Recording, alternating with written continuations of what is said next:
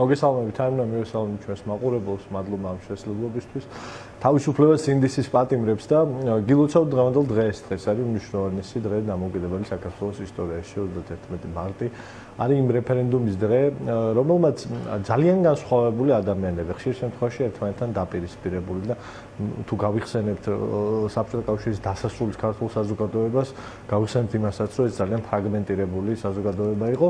ეს არის დღე, როდესაც აი ასეთმა ბევრი სხვადასხვა გემოვნების მქონე საზოგადოებამ ერთი იდეის გარშემო, რომელსაც უდიდესი იდეა ქვია, საქართველო ქვია, ამ იდეის გარშემო გაერთიანება მოახერხა და საარჩევნო დემოკრატიული გზით, რეფერენდუმის გზით ფაქტობრივად დაასრულა 70 წლიანი ტოტალიტარული მმართველობა ამ ქვეყანაში რუსეთისა. დღეს ეს დღე ორმაგად უფრო მნიშვნელოვანი ვიდრე წინა ყველა წელს, როდესაც ჩვენ 31 მარტი აგვინიშნავს, იმიტომ რომ დღეს ცალსახად ცხადია და ნათელია უკვე ამ ქვეყნის ყველა მოქალაქისთვის, ზუსტად ისე როგორც ეს იყო ნათელი 1990 წელს, რომ საქართველო არის ისევ რუსული საფრთხის ქვეშ, რომ საქართველო არის ისევ სუვერენიტეტის დაკარგვის, სახელმწიფოებრიობის დაკარგვის, დამოუკიდებლობის დაკარგვის საფრთხის ქვეშ და ეს დამოუკიდებლობის დაკარგვა შეიძლება იგივე ფორმის არ იყოს, როგორც ეს იყო მაშინ და აქ რაღაცა წითელმა დროშამ არ იფრიალოს საქართველოს პარლამენტის თავზე, მაგრამ ის ადამიანები, ვინც დღეს ვისაც დღეს უზურპირებული აქვს ხელისუფლება და აგერ მაგალითად რაღაცა კომისიებს ატარებს და პარლამენტარები ქვიათ და რაღაც სხვა თანამდებობის პირები ქვიათ, ესენი არიან ნამდვილი აგენტები რუსეთის სპეცსამსახურების ჩვენი მტრის სამსახურში მდგომი ადამიანები, რომლებიც სხვადასხვა ფორმით შლიან ჩვენ სუვერენიტეტსა და დამოუკიდებლობას და ამის წინააღმდეგ უნდა დავდგეთ ერთად. ამიტომ არის მნიშვნელოვანი ეს დღე თავის სიმბოლური დატვირთვით და იმით რომ 8 საათზე ყველა ვიყოთ იქ, ვისაც აი ეს იდეა. რომ 31 მარტს მაშინ, როდესაც რეფერენდუმი ჩატარდა, იყო მნიშვნელოვანი, ზუსტად ასეა მნიშვნელოვანი. შეიძლება ჩვენ ძალიან ბევრი რამე განგვასხვავებდეს, შეიძლება ჩვენ არ მოგწონდეს რაღაცა პოლიტიკური პროცესები როგორ მიდის, ვიღაცა არ მოგწონდეს, ვინც ეგ მოვა, მაგრამ ყველა უნდა დავდგეთ ერთად და ის სულისკვეთება გავიხსენოთ, რასაც ქვია ქართული ხალხის ერთად დგომა. ისე როგორც ამას მერაბ კოსტავა ამბობს, რომ გასაჭირის დროს შეიძლება ყოველთვის ესე არ იყოს, მაგრამ გასაჭირის დროს ერთად ვიდგეთ და ჩემთვის ეს არის მთავარი დატვირთვა ამ დღის, აი ამ ერთიანობის ჩვენება და ასეთ ერთიანობას ბევრი ცვლილების მოტანა შეუძლია და მათ შორის მგონია, რომ ეხაც ამ პროცესში ასეთი ერთიანობა ცვლილებას მოიტანს. კი ბატონო, თუმცა აი სიახლეების კუთხით თაზო, აი რა მოლოდინი გაქვთ თქვენ, აი ერთიანობა, კი ბატონო, განსაგებია, მნიშვნელოვანია, მაგრამ აი რაღაცა საზოგადოების ერთიანობა. მიზანს რომ უფრო დავუახლოვდეთ, ამისთვის ხომ არ არის პროცესში რაიმე ტიპის სიახლეები და ხომ არ გაჟღერდება დღესაც რაიმე კონკრეტული, თორემ რა ვიცი, ასე ყოველ დღე შესაძლოა მოეწყოს დიდი ფართომასშტაბიანი საპროტესტო აქციები, შევარჩევთ სხვა ისტორიულ თარიღებსაც და ბევრი ადამიანი გამოვალთ ქუჩაში. მე აი რამე კონკრეტული რაც უფრო დაგვაახლოვებს მიზანს, ამას ვკითხობ. ხელის შემხები, იმიტომ რომ ამდენი თვეა პროტესტში ვიმყოფებით, პოლიტპატიმრებად რჩებიან, რეპრესიები კიდევ უფრო ძლიერდება და ხედავთ რომ სურათი მძიმდება და მძიმდება, ხო? კი, აგნა, მნიშვნელოვანი არის. გარდამტეხი მომენტი თავისთავად დგება, მე მგონი ამ პროცესში, როდესაც აი კრისტალიზება ხდება ბევრი რამის.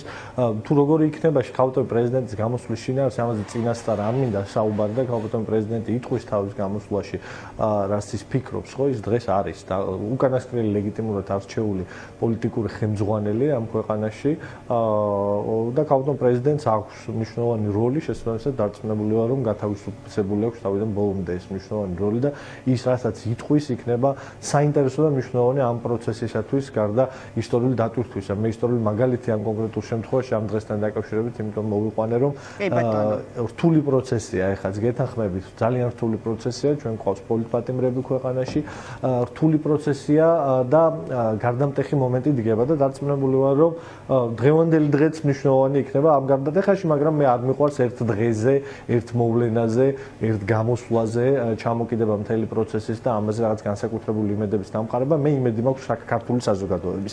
იმედი მაქვს ქართული საზოგადოების, რომელსაც მაშინაც მოახერხა ერთად დადგომა და დარწმუნებული ვარ, რომ ეხაც აი ამ საზოგადოებრივი მრავალფეროვნების ერთად კონცენტრაცია შეიძლება და ერთ ძალად დაყენება და ერთ ძალად დადგომა, იმიტომ რომ მეორე მხარეს უნდა გვესმოდეს, რომ არის ძალა, რომელიც გამაგრებულია რუსული სპეცსამსახურების მიერ მძლავრად და მას უპირისპირდებით ჩვენ, მაგრამ ერთი მინდა ვთქვა, ანუნა მნიშვნელოვანი რაღაცები ხდება ჩვენს ქვეყანაში, განსაკუთრებით ამ საზოგადოებაში, რატო ვატყობ, რომ პროცესი გარდატეხის მომენტშია, იმიტომ რომ ხელისუფლება რა ვიცი 1000 თემას აგდებს უკვე საზოგადოებისთვის, გამოაქვს რაღაცა მთელი მძლავრი პროპაგანდის მანქანით, რომელთაც უნდა რომ ყურადღება გადაიტანოს თავარი პრობლემებისა ამ საზოგადოებისგან, ხო, რაღაცა კომისია, რომელიც ცალსახად შირმაა ბევრი რამის, არ ვიცი, თვითმმართველობის არჩევნების შემოგდება, სხვა ასეთ საკითხების შემოგდება, საზოგადოების სიახლე არ არის, ეხა განსაკუთრებულ რეჟიმზეა ოღონდ გადასული. ეხა განსაკუთრებულ რეჟიმზეა გადასული, ანუ რომ აი ეს თემები შემოაგდოს იმისთვის, რომ გადაფაროს სრული უსუსურობა და კრახი, რომელიც განიცადა. ეს არის ქვეყანა, სადაც 700-1000-ზე მეტი ადამიანი არის სოციალურად დაუცველი. ეს არის ქვეყანა, სადაც პენსიონერებს 35 ლარით გაეზარდათ პენსია. ეს არის ქვეყანა, სადაც 30% ბავშვებისა, რომლებიც საშუალო განათლებას იღებენ საქართველოს საჯარო სკოლებში, ამბობს, რომ მათ არ აქვთ უბრალოდ სკოლაში რაიმე ფორმით გამოყვების საშუალება და არ არის დაწესებულება, სადაც ამას იზამენ სკოლის ტერიტორიაზე. ეს არის ქვეყანა, რომელსაც სიღრმისეულად, პოლიტიკურად, სოციალურად და ეკონომიკურად ძალიან უჭირს. ინფლაცია ყოველწლიურად იზრდება. ეს არის მთავარი პრობლემები და პოლიტპატიმრები ყავს, ახალგაზრდა ბიჭები ყავს, რომლებიც ციხეში ძიან აბსურდის გამო. იმისთვის, რომ პროპაგანდამ გამოყვებოს, მოწამლოს ქართული საზოგადოება და ამ მიზნით ძიან. ეს არის მთავარი პრობლემები, რომელიც საქართველოს მოსახლეობას ადარდებს და ყურადღების გატანა უნდა ხელისუფლებას. კი ბატონ თაზო, მე არ ვიცი თქვენ რამდენად გქონდათ საშუალება, რომ მოგესმინათ ჩვენი ეთერის წინა რესპონდენტისთვის ლევან ხაბეიშვილი ყავდა ეთერში სტუმრად. კი ბატონო. და აი რამდენიმე პრეტენზია მათ შორის კითხვაც იყო კოლეგა ოპოზიციონერი პარტიებისადმი, მათ შორის თქვენი პოლიტიკური გუნდის მიმართაც. პირველი ვიკითხავ, როგორი არის თქვენი პოზიცია აი იმ მოტივზე, რომელიც აქვს ოცნებას, რაც ეხება ნაციონალური მოძრაობის აკრძალვას, იმიტომ რომ აი ხაბეიშვილი ამბობდა, რომ მსუბუქად რომ თქვა, რაღაც სათანადო ყურადღება პარტიების მხრიდან, სხვა ოპოზიციური პოლიტიკური პარტიების მხრიდან აი ამ საკითხს ნაციონალური მოძრაობის აკრძალვის მოტივაციას და სურვილს ქართული ოცნებისას არ ეთმობა და უფრო მეტი კონკრეტიკაა საჭირო, მათ შორის ოფიციალური განცხადების დონეზეცაც ლელომაც აი გააკეთოს განცხადება, რას ფიქრობენო ჩვენი პარტიის აკრძალვაზე, აქციების და პროცესის გაგრძელებაზე თქვა, რომ საჭიროა ძალას ძალით დავუპირისპირდეთო, ეს სიარული შედეგის მომტანი არ არისო, უტრირებულად ვამბობ, მაგრამ მოკლე შინაარსი ესეთი იყო და კი მათ შორის უნდა შევიდეთო ფიზიკურ დაპირისპირებაშიც, როცა ჩვენს წინ დგომ სამოქალაქო აქტივისტს ხედავთ ამ პოლიტიკოს აკავებენ, არ უნდა გავატანოთო პირიქით ძალა, ფიზიკური ძალით უნდა მოხდესო დაცვა ერთმანეთის და აი ამ სტრატეგიაზე უნდა გადავიდეთო, მოკლედ თქვა ლევან ხაბეიშვილმა. კიდევ რამდენიმე საკითხი, მაგრამ ჯერ ამაზე მოვისმენდი თქვენს პოზიციებს. მე პოლიტიკაში და პოლიტიკურ პროცესში არ ვარ იმისთვის, რომ ლევან ხაბეიშვილის ან სხვა ოპონენტების კითხვებს გავცე პასუხი და რაღაცა ულტიმატუმის ენით ნათქვამ აი ასეთ ფრაზებს. თაზო, თქვენ ლევან ხაბეიშვილის კითხვას არ პასუხობთ. თაზო, ჩემს შეკითხვას პასუხობთ იმასთან დაკავშირებით თუ რა თქვა ლევან ხაბეიშვილმა. ლევან ხაბეიშვილმა დასვა ესეთი რაღაცა გააჟღერა თქო პრეტენზიები, რომელსაც კითხვებიც ჰქონდა. მესმის ეს პრეტენზიები, ოღონდ მე ამ პრეტენზიების საპასუხოდ არ ვაკეთებ პოლიტიკას და ჩვენ ლელოში ამ პრეტენზიების საპასუხოდ არ მოქმედებ. ჩემი მთავარი დაკვეთა დღეს არის პირველ რიგში ის 200,000-ზე მეტი ადამიანი, ვინც 9 შემოხაზა და ვინც არჩევნებში ხმა მოგცა, მიუხედავად გაყალბებული შედეგისა, ეს ჩანს და ამაზე მეტი ადამიანია კიდევ, ვინც ჩვენი მხარდამჭერია და იმ საქართველოს მოქალაქეების გამოწვევებს მინდა ვუპასუხო, რომელიც 86% ჩვენი მოსახლეობის 86% თulis, რომ საქართველოს გზა არის დასავლეთით და საქართველოს გზა არის ევროკავშირში. მე მინდა რომ იმ ადამიანებს ველაპარაკო, ვისთვის თავარი პრობლემა დღეს შეიძლება არ იყოს ნაციონალური მოძრაობის აკრძალვის საკითხი. მე მესმის და ერთს ვიტყვი ამ თემაზე და ეს არის სიგიჟე ზოგადად, რაშიც ქართულ ოცნებას შეყავს ეს ქვეყანა. რა ნიშნითაც არ უნდა იყოს პოლიტიკური ძალის დაკვეთა, რომ პოლიტიკური ძალა რომელიმე გააუქმო და შეუზღუდო ადამიანებს პოლიტიკურ საქმეებს უფლება, ეს ხდება მხოლოდ დიქტატორულ რეჟიმში. ეს არის ლეგალისტური გამყარების გზა დიქტატურის რეჟიმის.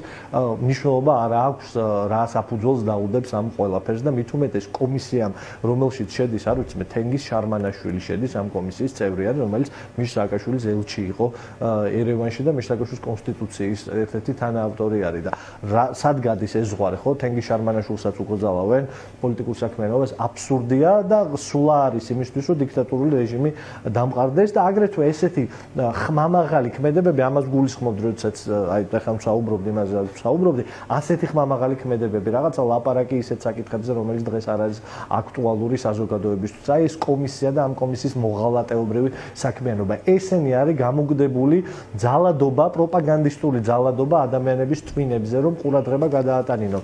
ქართულ კაცს დღეს უჭირს, შეხედეთ, როდესაც ვახსენებ 700,000 ადამიანს, რომელიც არის სიღარიბის ზღვას ქვემოთ, ამ ადამიანებს ჩვენ უნდა იმაზე კი არ უნდა ველაპარაკოთ თვითმმართველობის არჩევნებში მონაწილეობას ვინ მიიღებს. ან დავუც რაღაცა პრეტენზიებზე ვილაპარაკოთ და ღმერთმა ხელი მოუმართოს ლევან ხაბეიშვილს პროტესტის იმ გზაზე, რა გზაზეც თვითონ ილაპარაკა.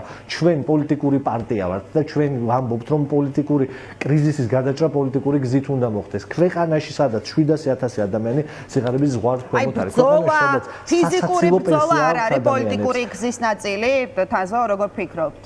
პოლიტიკური პროცესი და პოლიტიკური პროცესი ამბობს, რომ პოლიტიკური კრიზისი უნდა გადაჭრა პოლიტიკური გზით და პოლიტიკური გზით კრიზისის გადაჭრა არის ახალი არჩევნების მოთხოვნა. ჩვენ გვინდა ახალი არჩევნები, რომ ეს ჯოჯოხეთი დამთავრდეს. იმიტომ მაგრამ ახალი არჩევნების ნახეთ, თაზო, ახალი არჩევნების ხომ მოსაპოვებელია და თქვენი კოლეგა ამბობდა, რომ აი ამის მოსაპოვებლად საჭიროა უფრო მეტი ძალა ვაჩვენოთ, მათ შორის ფიზიკურადაც, დაუმორჩილებლობა და ასე შემდეგ. ეს მისი პოზიციაა თქო და მე ჩემსაც გეტყვით თუ შეიძლება ხო?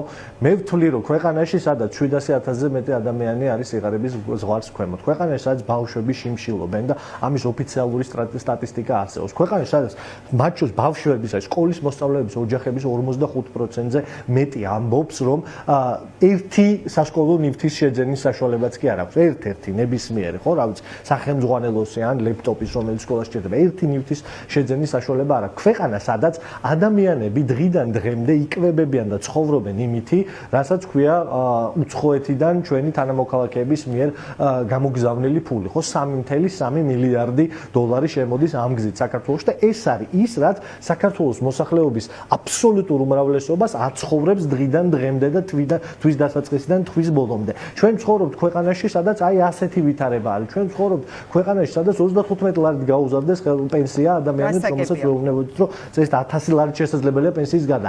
ასეთ ვითარებაში ვცხოვრობთ და ქვეყანაში სადაც კიდევ ერთხელ გავიმეორებ, პოლიტიკური პატიმრები არიან. კი ბატონო, თაზო, ასეთი ვითარება რომ არის და ყველას რომ ეჩქარება შედეგი მაგ ციხეში ზიანდა. ამაზე არის შეხედეთ, ხო და ამაზე არის პასუხი ჩვენი მხრიდან. მე ვერ ვილაპარაკებ ახლა, არ ვიცი ლევან რაზე საუბრობს, მაგრამ ჩემთვის მნიშვნელოვანია რომ ადამიანების დიდი ნაწილი გამოვიდეს ქუჩაში და მშვიდობიანი გზით. არა რა ვიღაცის თავში მოსული სურვილით და არ მჯერა რომ ქართულ ოცნებაში ვინმე სურვილი ექნება ხელისუფლების გაწევის. არამედ დიდი სახალხო საერთო მშვიდობიანი პროტესტით მივიყვანოთ აი ის ხალხი, რომლებიც იმ დღეშია, რა დღეში ახლა მე აღწერე საქართველოს, მივიყვანოთ ახალ არჩევნებამდე, ჩამოიშალოს ეს რუსული რეჟიმი და შეიცვალოს ვითარება საქართველოს მოქალაქეების. კი ბატონო. ეს არის მთავარი დაკვეთა დღეს. კი ბატონო, ძალიან დიდი მადლობა. მადლობა თაზო დათუნაშვილი პასუხობდა ჩვენი ეთერის შეკითხვებს. დღის ამბები 2 საათზე კი არის ამით დასრულებული.